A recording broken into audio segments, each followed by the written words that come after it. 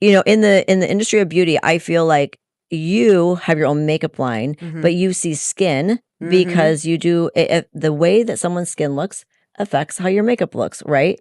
And I do, well, now you also are doing skincare, but and I do neurotoxins and filler, but the way skin is, it affects Well, and as how you long know, it lasts.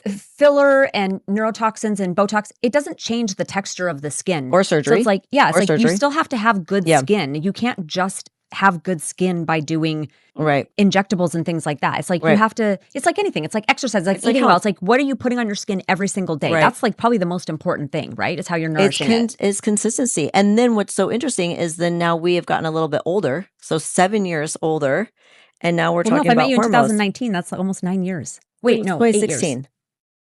2016. It's not aged so much.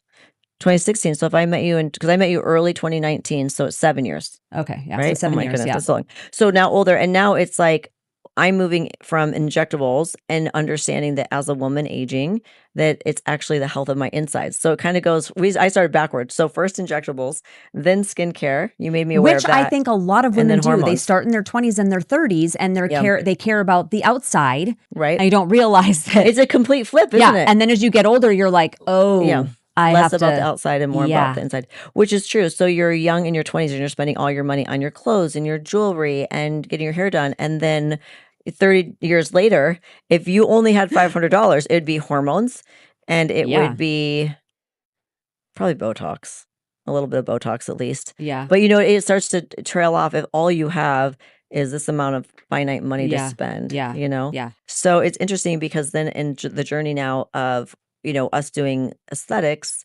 and health, kind of then the whole circle of wellness. Yeah. It's a wellness of your skin and Yes. wellness of your body. And that all affects then relationships. And I think that's another thing too, being like a mature woman, your kids are getting older. Mhm. You're still in a marriage, which is challenging. I mean, I think every kind of relationship is challenging, but then if you lose your hormones, Okay, so this and your makes me kids are think of leaving? something.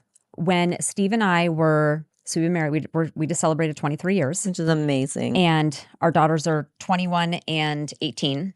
So when the girls were really little, I wish I could remember the author of this book, but there was a book about menopause. I can't remember the name right now. And I was only, I don't know, 30 at the time, Yeah. 29, 30, something like that.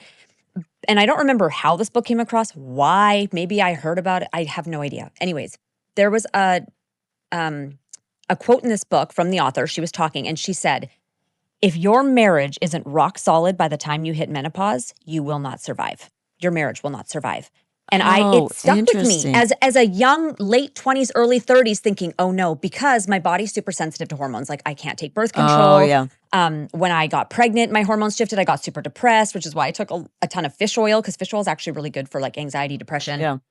Also ended up having a 10-pound baby because of that, because fish oil increases the gestation age and the birth weight of babies. Oh, wow. I didn't know. I didn't know that till she came out at 10 pounds, 4 ounces. Oh, Completely my healthy. goodness. And they were like, you didn't have gestational diabetes and she has no issues that we normally see in big babies. And then I was like, I did take a triple dose of fish oil my whole pregnancy. Could it be that? Oh, my goodness. But anyways, so Yeah. that has stuck with me. And I will tell you, if I did not have my hormones balanced right now, like I told my husband the other day, I said, babe, I don't know if you know, like I'm not trying to brag, but I don't know if you know how good you have it, because I Yes. hear the other women talking who are not on hormones. Yeah. And it's like they hate their husbands. They Yeah. don't want to have sex. They don't. And I'm like, I'm like the opposite right now. Yeah. But it's because I'm taking testosterone and progesterone, and now I'm on estrogen. And so Yes. I just. And getting your ferritin levels up and your vitamin D. Yes. Because I think if you think about like the worst day of PMS, even if you have the best relationship and you have zero stress,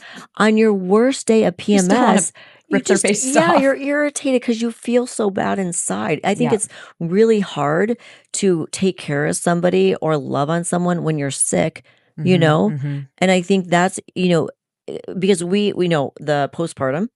This is something that's really interesting that's come out. I had really Postpartum. bad PPD. because you're sensitive. We're finding out now that's progesterone, right? So So interesting. progesterone, I was actually talking to my daughter about this, and she's like, trying to understand the cycles. And I'm like, think about it this way. When your body is getting ready to have a baby, just pretend that all you ever want in your life is to have a baby, right? So your whole body is like climbing in estrogen. The progesterone's there, ready for the baby. Here spikes this testosterone. So your sex drive goes up because your body's just so excited about getting pregnant, right? And then you ovulate and you feel good and you love people and you have friends and you like the person you're with. And the body's like, is it going to implant? And then all of a sudden there's nothing there. And then the hormones just start getting really sad, and the progesterone just falls, and the testosterone goes down, and the whole body is in mourning that there's no baby there. And then finally the progesterone gets really low, and your whole body just lets all of that nutrition go because there's no baby. That's PMS. The PMS is that lowest part of progesterone. So now imagine, same thing, right? Imagine you get pregnant, have a miscarriage. Progesterone goes in the hundreds, you have a miscarriage, boom. You get pregnant, you terminate pregnancy, progesterone, boom. You get pregnant, you have a baby, progesterone goes boom. So the people who are really sensitive That would have to been so hormones, helpful because 18 months after Megan was born, that 18 months was like literally the darkest time of my life. I wouldn't wish it on my worst enemy. and no one was has an awful. answer. No one has an answer for it. And we're finding out it's literally progesterone. People put on Xanax or, any sleep medication, antidepressants, Yep. and then a mother has all this, like, why am I not bonding? Mhm. And it's just different. Like, you could have 100 women in a room and you could have women who, like, because every progesterone is going to be different. Yep. So it's like, or you could have someone who's low progesterone and they're just fine by it. Can you imagine if they would have just said, like, oh, you're feeling a little bit down? Let's just give you some prometrium. I mean, 18 months of 18 feeling months of depressed and dark sad. hell. Yeah. Yeah. I mean, Bree had that as Like well. You haven't met suicidal Bree at yet. its darkest. It was Yeah. bad. Well, women have, taken the life of their children Oh, and yeah. their own lives. And it's literally hormones. So I it's like, know. I think we kind of minimize it. And I think even in this revolution of becoming more aware, and there's podcasts and there's books and everything, I still kind of feel like we're like, but it's hormones. I mean, I don't It's mind to kind of spend for become hormones. just like a not like a joke, but it's like, oh, it's your It's your hormones. And hormones. it's really frustrating Yeah. because this is a really big deal. And Yeah. I mean, don't even get me started on how like women's health is not prioritized the Yeah. way that men's health is. Yeah. Right. Which is another reason why we're in this situation. And I just think about like my mom, and I'm sure generation Yeah. before her, who had nothing. She had a Yeah. hysterectomy at 40 and was never given any help. No. Yeah. It's really crazy. It's really crazy. It's And just so bananas. I think, it's just like it's up to us as women to share. And this is what I tell my patients. I tell everyone, like, every single thing you learn from me, just pass along. Free Yep. information. What can I put online? What can we talk about? We will all respond. Every single woman in the world will respond in her own unique way to hormone surges or hormone drops, Yep. but everyone's affected by it. There's Yeah. not a person in this world who is not affected by hormones. Well, and just there's not a woman on the planet that isn't going to go through perimenopause and menopause. No. It's like Yeah. you can't.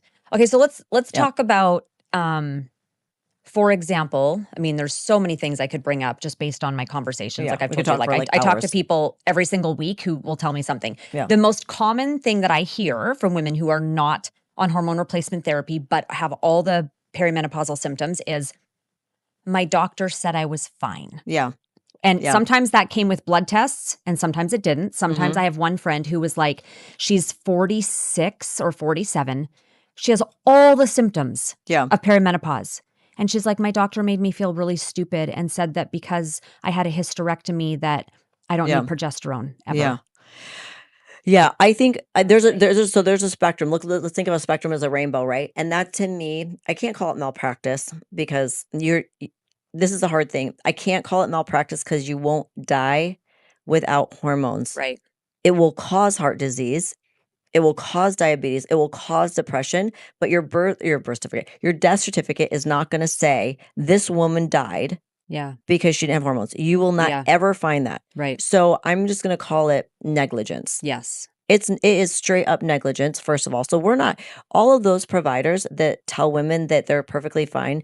I just want to, like, if you have a provider, this is what I tell anyone that says that, they need to find a new doctor. That's just negligence. Yep. So we're just going to scoop up all those doctors and we're going to put them in the room of you're a negligent provider. Shame on you, honestly. Okay.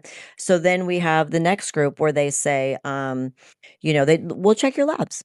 Let's check your labs. And they check basic testosterone. And they're like, okay, your testosterone is fine. The reason why they don't check progesterone, and you yourself, you know how you were saying, like, I'm not sure what a progesterone level should be. Yeah. The reason why is it's all over the board. Okay. Even with So pregnancy. you address that You more could be in probably the by symptoms, hundreds, right? Yes. I still check it. The reason why I check it is because if you come to me and you're not sleeping well, sure, I can give you prometrium. It's not going to hurt you. Yeah. I can tell you to take L-theanine or an extended release melatonin, right? But if your progesterone comes back 50, then in my head, I'm going to be like, okay, she has a problem sleeping. Well, like progesterone is really helpful with sleeping. I can give you some. Maybe you're someone who just carries really super high levels of progesterone. So maybe for me, that's like, wow, you should feel fine, Yeah. But for you, maybe your whole life you've been in the 300 range. You know what I mean? But it just kind of gives me an idea. But if I get your progesterone at 0, well, then it's just that confidence to be like, hey, look this is what I'm finding. You have none. Yeah. And I feel like it's validating for people. Yeah. Do you think what do you think is happening in the doctors' heads who say, you're fine?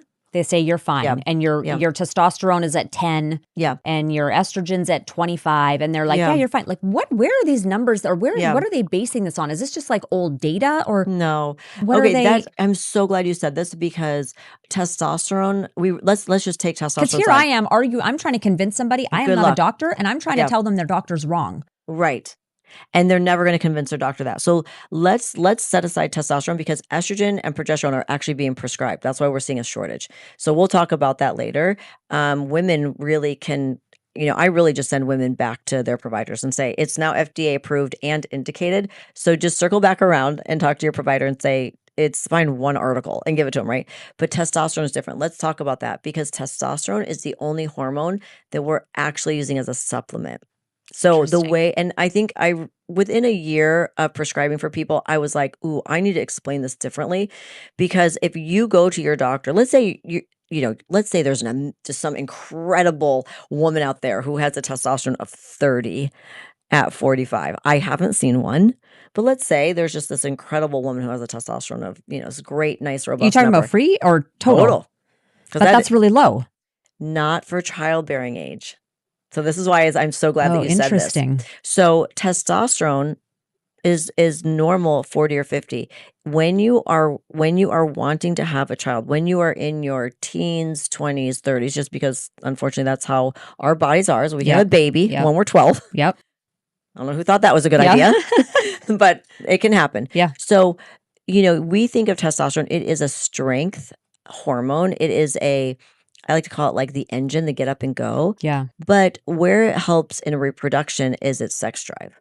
So when you're in your youth, you're in your 20s, in your 30s, there's so many things that are pulling the genders together for reproduction. Yeah. It's not just testosterone. Yeah. Right? You have your whole endocrine system, you have your whole adrenal system. Like it's not just relying just on testosterone. So let's pretend it has nothing to do with muscle mass or bone. Let's just talk about just sex drive because that's important for a relationship. You were just saying how it's like boy, you are lucky. I know. You are lucky. And he goes, no, I know. I was like, okay. No, I don't know if you just really checking. know. Just making like how much are you talking to the guys? Because I talk to the girls. Yeah, exactly. And you're real lucky. It's kind of, that's a whole other tangent I could get on. So if we look at it just as sex drive, which is super important in relationships, it just is, right? Yeah. And it also like helps people feel like alive and like they're like a human, you know what I mean? Then you don't need to go higher than 40 or 50 when you're in that younger age because there's so many things in our body. Like if you look at a human that all we're meant to do in life is reproduce, like a flower or a tree or an animal. It's just reproduction and then sustaining yourself with food and then dying, right? Yeah. Our whole bodies are made to reproduce. So when we're in that age of reproduction, we're not relying on just a hormone. But then when we're out of reproduction age, everything dies. Yeah. It all dies. Yeah. It's gone. There's no more eggs. There's no more. So that everything's dead. Yes. So nothing in our bodies cares that in fact, it's the opposite. Because why would a body want a 50-year-old to reproduce? The genetic material is old. Yeah. So it actually right. goes the other direction where you start getting repulsed by the other gender, right? Think about it. When you're born to when you go to puberty, do you see in general everyone playing together? In kindergarten, it's like the girls are playing with the girls, the boys are playing with Mm. the boys. In junior high, or not junior high now, because now everyone's attracted to each other in junior high. But let's say maybe up to 5th Yeah. grade, it's like, ew, boys, gross, Yeah. disgusting, Yeah. ew, they're so ugly. Ugh. And then all of a sudden hormones kick in, and Yep. it's like, well, That's so right? interesting. Yeah. Then go to a park and just watch people. Just look for older people. Go to a coffee shop. All the guys are having coffee together. The women are at the flower shop. You're at a park. All the guys are sitting on a park bench. The women are walking around the lake. You don't see these events where guys and girls are together past 50s, 60s, 70s because our bodies then are like, no more. Don't need You you. shouldn't be together, right? Interesting. Because the genetic material is old. So if you want to use it as something to just feel still alive, then you kind of have to you have to collect all that testosterone Yeah. and bring it back in because your whole body doesn't care anymore. Yeah. Your body doesn't care. So it doesn't care about that, but at the same Yeah. time, saying this just to clarify for those people listening, This that is doesn't so mean that you confusing. don't need testosterone. Right. That doesn't mean that, oh, well, biologically, I guess then we just don't need it. The body says we don't need it anymore. But there's too many repercussions if you don't have it, right? Right. Because it's all, what's really normal in life is to die. Dying is really normal. We're supposed to die. And so as those hormones drop down, our bodies start to break down so that we can die. Yeah. Like that is part of normal life. And Yeah. if you look back all through history, people died when they were 40 and 50. Yeah. Right? Well, now we have medications and we've put up gyms and Orange Theory and Yeah. we know how to exercise. We know that's good for our body. We know we should eat protein. So we have ways of keeping ourselves healthy. Yeah. So we live longer, but the hormones still in our genetic clock they're still dropping off because our body is preparing ourselves to die. We came through puberty, we got strong, our muscles got strong, our bones got strong, we had that attraction, we reproduced, and now it's time for us to die so then the next generation can come up. So what I'm saying is we know testosterone is something that makes the body strong. Why wouldn't we give it? Yeah. But it doesn't really have anything to do with reproduction. So I Right. won't take a woman who's in her 20s and 30s and give her Right. testosterone. Right. She doesn't need it. Her bones are strong, her muscles are Yeah. good. You don't have to do much as a 20-year-old to get your body in a line. Yeah. Right? Yeah. But when you're 60, Yeah. good luck, And so that's where I don't want any woman to go to a doctor with my video and be like, watch this video. And they're like, see? Right. Well, we're talking about perimenopausal. We're talking about Yeah. your And we're 40s talking and your about 50s and your 60s. Right. But remember, we're not replacing. So I'm never going to give you estrogen I'm not going to bring your estrogen to 700 because estrogen makes beautiful skin. Right. Because you will go home to that husband that you were attracted to last night and kill him. You know what I mean? Let's not do that. You know what I What mean? is a good range for Yeah. estrogen as someone You in were their right. I think somewhere in the hundreds. I like to think of estrogen is why women should rule the world. Right? Because we get shit done. Yeah. Like estrogen, we're like clicking on all cylinders, right? I can manage an emergency. I can manage the kids. I can do the carpool. I can send a meal to my friend who just had surgery. I can work all day at work. I can go home and clean the house. I know who I need to call tomorrow. So does estrogen, you think, help your brain? Yes. Because testosterone we're talking about is kind of like it's going to help you with energy. No, it's muscle and strength. That's why if you look at a man, they're bigger, stronger. They have Yeah. 10 times the testosterone. Yeah. We have 10 times the estrogen. Right. So we're running around after our little chickens. So women are smarter. We are smarter. I don't know who ever decided I that men don't- were smarter. Well, honestly, and it's not an insult. No, I think Go cut down the trees. I think build the houses. women were. I think It's so women are threatening. And Well, I it's think like, it's look been at that way for a we're long like- time. we're and like so cut us whispering. down and keep us inside. And No, I mean, who said that? I Who don't know. said I think women men were have not- known for a very long time that we could run the world. Yeah. Well, what's happening now is that it's like they have to put women down because they're Yeah. intimidated. And I love men. I am by Yeah, I do no too. means am saying that men aren't good, but maybe they should be out in the wilderness like they used to be and build houses and Hey. and we should be running the businesses. And Right? I'm very genuine about that. I mean, the things that I can handle on an emotional level Mm-hmm. that overwhelm Oh my yeah. partner. Yes. 100%. Case in Same. point to us starting tonight, Yep. an hour later. you know? And it's like, because we have the estrogen, we have all of our ducklings running around Yep. and we got to keep track of all of our Yes. ducklings, right? They just have to do one job. They have to go cut down that tree and build a Oh house. yeah, no, they cannot multitask. Yeah. I've learned that over the years. Yeah. There is no multitasking Yeah. happening But at all. also, I can't get one job done to save my life. And you and I relate on this. Oh yeah, no, because but you can get 100 little I can things get 100 little things done, and none of them that I planned in the morning. done. And none of them will actually None ever of be them were on the complete. list in the morning, but I can do 100 things during the day, right? Yeah. Like I will dictate notes while I'm doing squats, Yes. you know, and letting my nails dry. I will be like putting up my content post while I'm jumping on my rebounding Yeah. mini trampoline.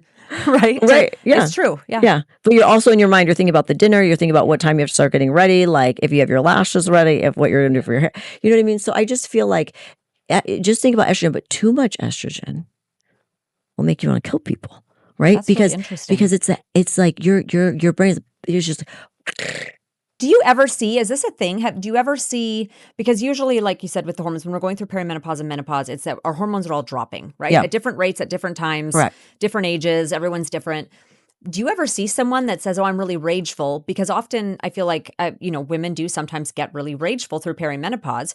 Yeah. But I never thought that was, is that sometimes from, do people sometimes have high estrogen, or what is that usually from? They drop their progesterone first. And that makes the estrogen Unbalanced. So think about this. Is that what estrogen dominance is? Yes. Okay. And they'll be like, that's a fake medical term. And it is kind of a fake. You're not going to look up estrogen dominance in, the Merrick medical book. It's like, this is why I'm just like so obsessed with all this, because it's so complicated, but so fascinating. So fascinating. So estrogen has to be balanced by testosterone or by progesterone. So is it like a ratio? There's no perfect ratio. The body does it, right? Which is why some people have depression and some people have anxiety. There's no perfect ratio, and you'll never be able to track it in a woman's body because it changes every single day. Yeah. And that's why gynecologists don't want to waste their time drawing labs. And so there is some, I want to say, like, let's not just dog on all doctors. There is something to be said for let's treat the symptoms. The reason why I draw labs is validating, and it gives me a picture. Like, if I had to close my eyes and take care of every single person, I could still do it by listening. But as a human, I get a sense of who you are by interacting with you, right? I get a sense of who you are by what your labs say, because you're going to come to me with the emotions and the story of what happened to you today. And you could have the best marriage in the world. And if you get in a huge fight the night before you see me, that's going to dominate your conversation with me. Yeah. Right. But then I can pull your labs and I can kind of see an objective reasoning and match that and understanding that we change how we feel. But in medicine, this is why women are really complicated. And look around at hormone places. A lot of places won't accept women because it's too complicated, because the hormones literally change every day. But they're not changing they're not swinging like this. So I can do a glance. Do you think, is it estrogen and progesterone that swing more? Because that's not the same thing with testosterone, right? Like if my testosterone is sitting at 50 and you test me on Monday or you test me on Friday, it's still probably going to be 50 if I'm not supplementing. Like it doesn't, when you're young, swing as much, when you're young. So when we're young, we only spike when we ovulate. Okay, but what about in perimenopause or menopause? Perimenopause, no, you're going to stay. It's just always going to stay. And that's why I love labs, because like I'm gonna get a really good glance. You're not going to be one day 30 estrogen and the next day 300. Yeah. Right? You might be 30, 38, 32, 30, 31. But it still gives me a glance. But just to explain to women, let's put testosterone in it's a superpower. We're gonna put that in a corner, right? Estrogen and progesterone. Estrogen makes us get all of our shit done, right? That's why I can run a business and be a mom and like have all these different relationships and do my Marco Polo and all things, right? Progesterone is your calm. So our body gave us progesterone so that we don't go crazy, right? From the estrogen. Because you said too much estrogen by itself. Yes, exactly. So your body gives you that progesterone to be like, okay, let's chill out a little bit, because otherwise we would be Tasmanian devils all day long and we would run ourselves into just like the craziest thing. And guess what they call perimenopausal and menopausal women? Crazy. Yeah. They cause, like, how did you not hear that? Well, and they mock women about it, like, oh, she's crazy. Yep. Right? Am I making this up? No, maybe no, I just heard it because that's what they called me. Well, and it's like, she's crazy. This is sort of random, but remember how I told you we were talking about how my husband did that whole okay, and our friend that was did The a funny sort one? of a joking, Oh, one yeah. on like but so he went back in history, right? Hundreds and hundreds and hundreds of years ago. And they would Oh, to literally the burn menstrual women at the stake because they were having PMS and they thought they were like the crazy. witches and crazy and all these things. And I'm Yes. like, I'm sure some of those were also women in perimenopause or menopause. They And all were. You know what it was? They were women who had insomnia because they didn't have progesterone and they couldn't sleep, and their estrogen was sitting high. So they felt anxious and angry and irritable, and they weren't sleeping. And that went on because perimenopause can go on for 8 to 12 years. So then they literally just killing these women because Yeah. they thought they were psychotic. Yes. Which they probably were a little bit, but again, Because no sleep makes everyone psychotic. And this is literally, it's kind of a joke, but not a joke. So when women come to me and they're like, no, my husband's like, he just thinks I'm crazy. I mean, I hear that word crazy. I can't even tell you much. He just thinks I'm crazy. I'm like, you know what?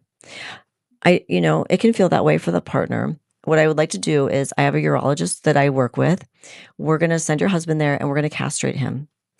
And then I'm gonna see how he feels. and then we'll see, and then I'm going to see you back in a year, and it will really help your marriage. I can give him his testosterone back, but I just think it's only fair that he's castrated because we're castrated without our hormones, right? But our body does it to us, and then you'll be on the same playing field, and it will make your marriage so much better. And then he'll relate to you, and he'll realize that you're not crazy. And then I can give him testosterone and you testosterone, and you can fall in love again, and he'll understand you so much better. Live happily ever Yes, after. so I'll give you this card and just let him know that we can do surgery within a month. Because it's like that is just not fair. Yeah, no, it's That not. is just not fair. But again, So like you said, I mean, if I wasn't learning about it and talking about it the last few years, my husband wouldn't know anything about perimenopause or menopause. no, because they don't experience it. Right. So these men literally don't know anything. So of course, like you said, to them, they're thinking their wives are going crazy. Like, Yeah. what happened to my wife? You hear Yeah. that a lot of times too, right? Where they're like, I don't know. I don't even recognize her anymore. And I do, in all seriousness, I do relate. And when you've been married for a long time, like you've been married, right? Yeah. We all go ebb and flow. And your partner can, I'm sure, I can be a real bitch. I'm sure you can be a bitch. I'm sure you can be a bitch. I'm Yep. sure he can be an asshole. Like, Yep. we're humans, Yep. okay? But even in humans, having children, having jobs, having disappointments, being sad, like as partners, we can be really hard to live with. And Yes. I do have a little bit of sympathy for the man who has never experienced, and their wife has always been even steel, and then all of a sudden they're just crying Right. and they're depressed. And it's like, I get it. But that's as far as I can go, because it's just like, I get it, but also you don't get it. Right. It's like, don't talk to me about being a mom if you haven't had a kid. Right. I'm sorry. Like, Yeah. you can read about it, Yep. but if you have not the not same. had the insanity of delivering and recovering and bleeding milk out of your boobs and blood out of your vagina and being exhausted, don't talk to me about what I should do when my baby takes a nap. Yeah. So Yeah. it's just like, I just think there's not an answer.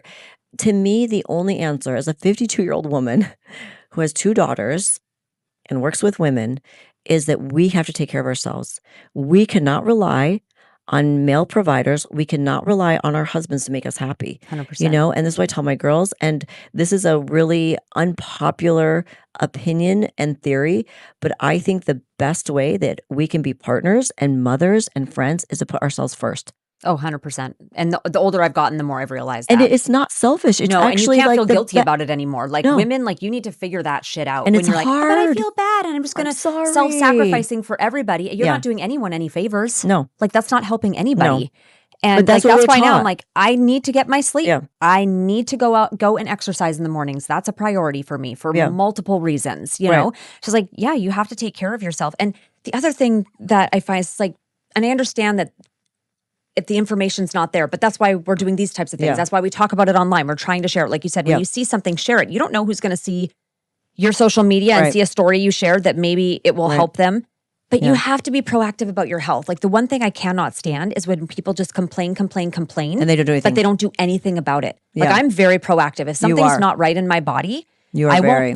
won't stop until I figure out why, because I refuse to live a mediocre life and feeling like crap. Like Yeah. why? Right. Why be here if you're going to feel like, you know what I mean, Right. crap, and there's something you can do to change it, Right. then fix it. And or I feel like look for the you're resources. really good about that. I feel like you and I both run high, like high intensity lives, I feel like you're better. You're definitely better about self-care. And it's like you're 6 years younger than me, right? And it's like I'm still learning because we're our own worst enemy. And I'm just this year being like, wow, I've raised 3 kids. And you keep thinking like, well, once I get through this year, Yeah. It once my doesn't kids are happen. in junior high, once my kids are in high school, it'll be easier. Once my kids are in college, it'll be easier. Once I get through the demolition of my house, or once I renovate my house, it'll be easier. It's actually never easier. Yeah. I've literally just realized that. Like I'm 52 and I'm like, oh my God, Amy, if you No, don't there's always start something. putting yourself to bed, you're gonna look 80. Like the amount of like filler and Botox I have to use to just not look 80, it's like not sustainable. And so it's like, I just have to start taking care of myself. And this is why I'm going to start telling people, because it used to be like, especially you have kind of a little bit of a religious background. We can talk about that later. I have a little bit of a religious background, and it's all about self-sacrifice, Yes. putting everyone first. And honestly, it's the worst thing you can do because you will get depleted. But really, when it comes to the hormones, you have to take care of yourself because you're going to be a better lover, a better mother, a better best friend when you feel good. And so let's stop like blaming the doctors. Let's stop blaming our husbands and getting pissed at them. If you have a mom or a mother-in-law who's mean to you, put up your boundaries. Don't spend time with them. If you have a friend who's toxic, don't stop talking to them.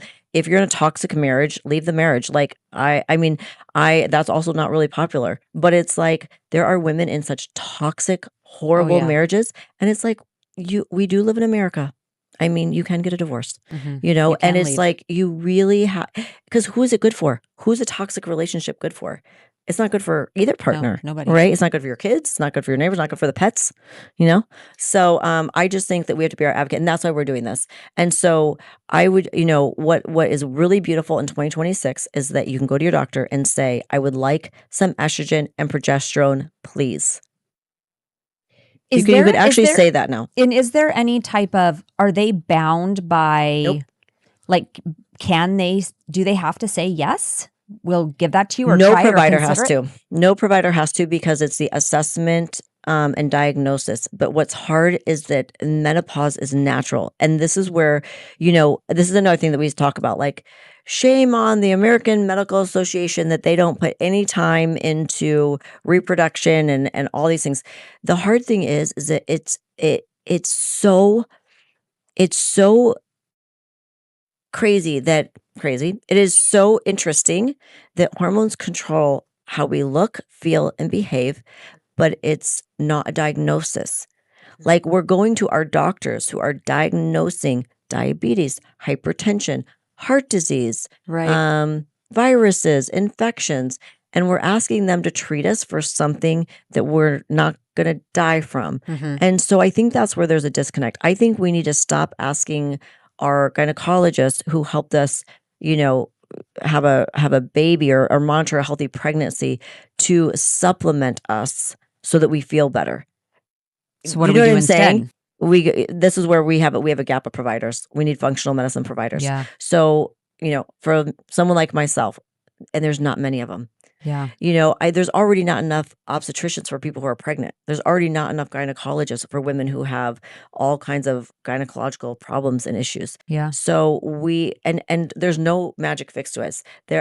Someone like myself are few and far between. I know. Because it takes time and going, testosterone, kind of circling back to testosterone, it's not FDA approved. And it's very hard.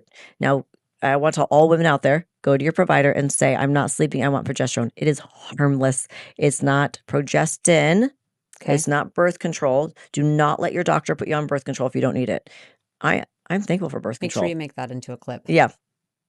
Yeah, I am thankful for it. Give me family planning all day long. I'll take all the risks. but I'll not for scoop up this stage all of those life. risks and take them, right? Because I don't want to have 10 kids. Yep. Right? I'll take them.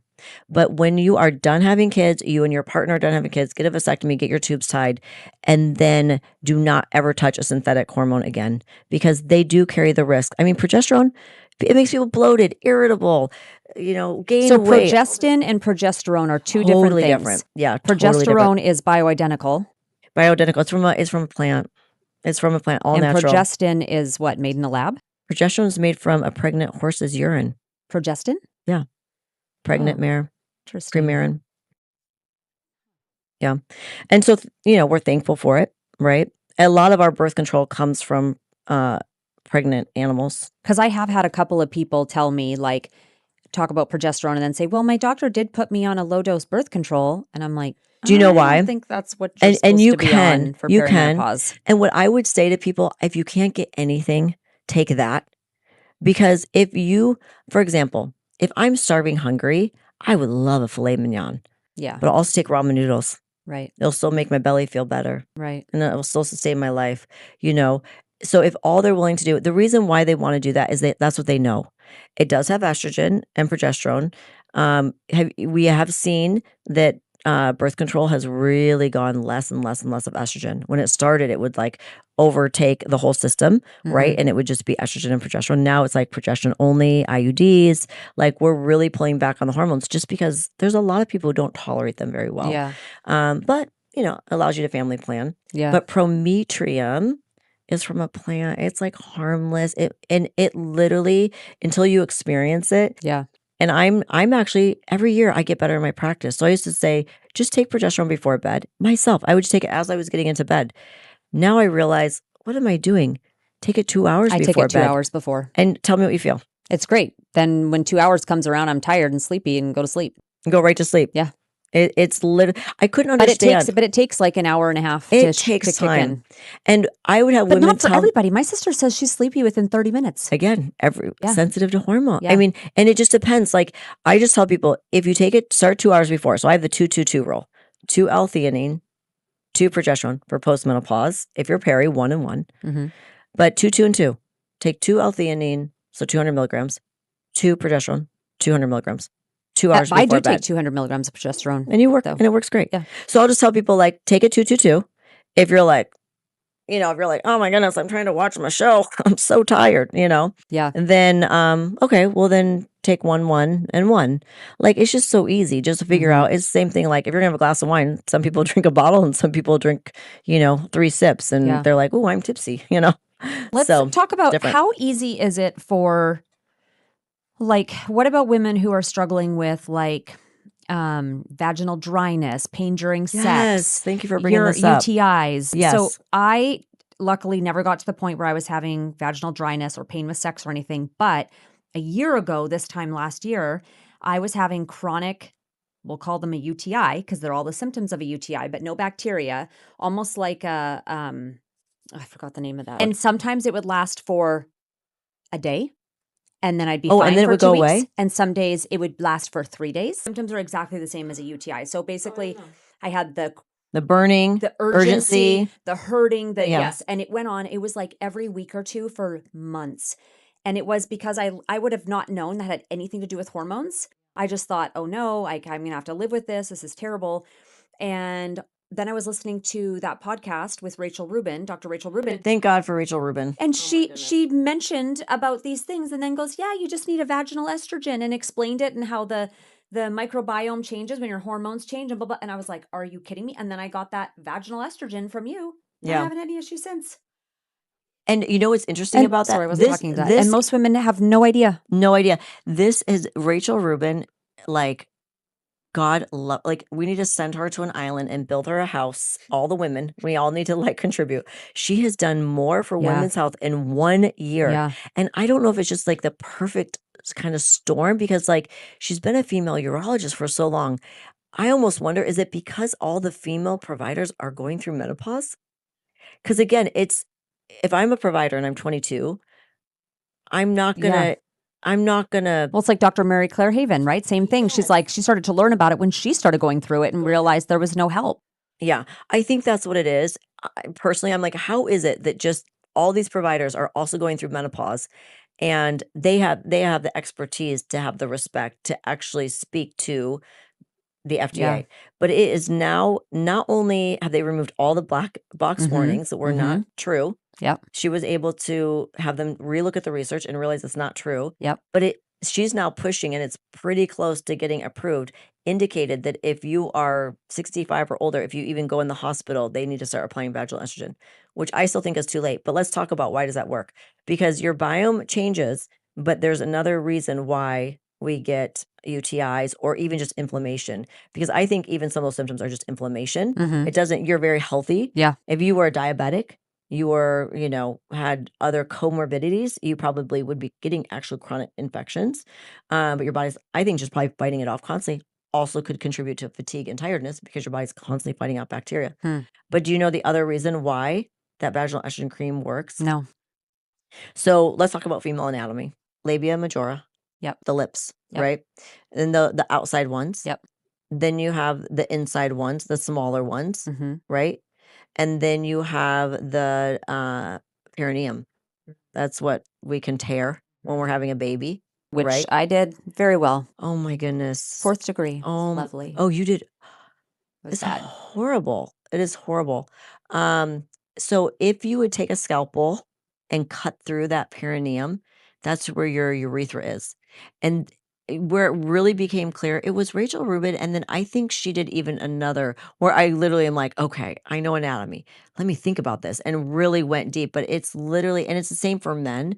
Their scrotum, if you would cut down the middle of their scrotum with a Yeah. scalpel, you would have their urethra. Interesting. So that's why they say go to the bathroom after having sex. Yeah. Because they think urinating, when you have sex, you're introduced to different bacteria than Yeah. your own. So if the tissue is really thin, then you have these microscopic tears from the friction. Really? Otherwise, you would just be getting UTI. So wait, are you saying that's linked to UTIs or that's Yes. linked to the pain during sex, or both? Well, it could be both, but as a tissue, yes, because yes and no. So it depends what kind of pain you're having, right? But like you're young, just because I've worked with older women, just having firsthand stories of how their tissue, because all that their tissue tears, does, it thins and it it like thins. shrivels up, right? Yes. So you start with UTIs 40, 50, 60, but it gets to be where women can't even have sex because it will literally tear. Like, have you ever seen someone who's older and the skin on their arm is so thin? Yes. They can literally like bump into a wall and get a bruise or get a Yes. skin tear, Yes. right? Well, think about our vagina, like our vaginal tissues and the That's so skin. sad. Yeah. They can't, and it's horribly painful. So how they used to treat it, and I'm not talking 100 years ago. I'm talking, I was in cardiology, was my last job. And so I'm taking care of women and talking to them about things, Yeah. right? And this is I left cardiology in 2015. We're talking like 10 years ago. yeah, or even like down to 6 or 5, or even women still not being put. Vaginal estrogen has only been approved this year. So these are what happens is the doctors say like, just don't have sex anymore. That's the answer. That's horrible. But then they still have sores. You can't ride a bike. You can't, the skin gets so thin that any friction whatsoever will tear the skin. The reason why women die of urosepsis, so getting a urinary tract infection in the hospital and then dying from that, is because when you go in the hospital, okay, imagine your mom breaks her hip. She has to have surgery. They have to put a catheter in. They're cleaning her with alcohol. They're cleaning her with betadine, putting that on very skin tissue. You get micro tears. Not like they're cutting her, Yeah. right? But you get micro tears. Now she's in the hospital. She's in the hospital where all kinds of bacteria are floating around. She has surgery. Then she's working with physical therapy, all the things. That bacteria is just saturated all of her body because she's in the hospital. She's wearing a hospital gown, Yep. and that goes up into the urethra. And then boom, she has an infection. Her body's already like weak because she's trying to recover from pneumonia or a hip fracture or whatever. Yeah. Now she's septic and she dies. Yep.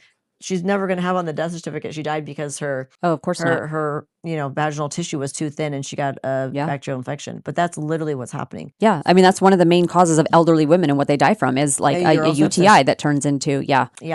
Is it safe? Is it true to say then, like, is it safe for pretty much any woman in their 40s and older to be using a vaginal estrogen just to keep their vagina healthy and their tissues healthy? So what Ladies, actually go get your vaginal estrogen. literally. So I just listened. I think it was Mary Claire or Rachel Rubin. One of them pulled out a study and said vaginal estrogen should be for everybody because it also strengthens the rectal wall. You know what? It's actually on one of my highlights. Wait, the rectal wall? Yes. And I actually, when I read that, it was one study. I called up my provider. Wait, explain that. Because the rectum Yeah. lies right behind the vaginal canal. Okay. Are you supposed to put the cream back there too then? No, it's just because it soaks in, and it just, by strengthening the vaginal wall, it strengthens also the rectum.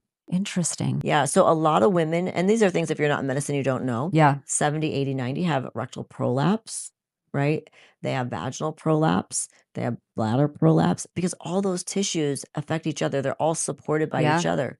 So if you have your vaginal canal shrinks all up, well, it used to have this strong tone that supported the rectal wall. So now it shrinks up, falls in.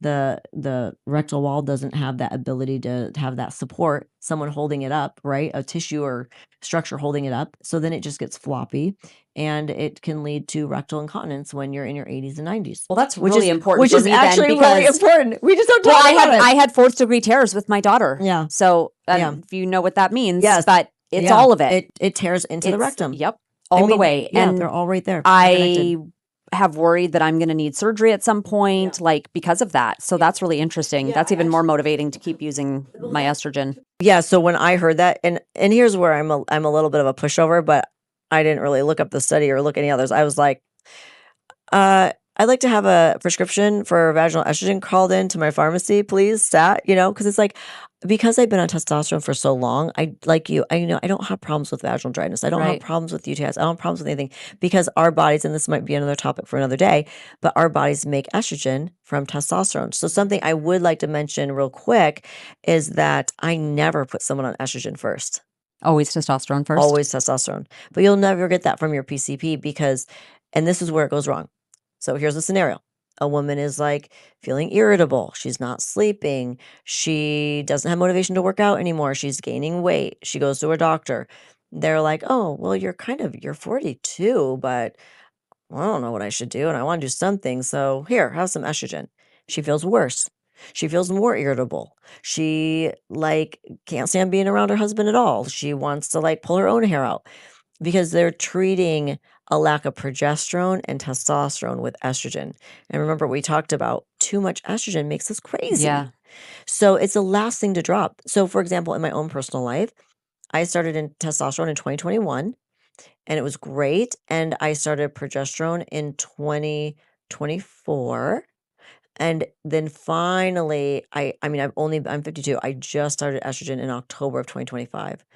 And so it's like, it was just a perfect, because my body was able to match my declining estrogen with the estrogen, totally natural estrogen I was getting from my testosterone.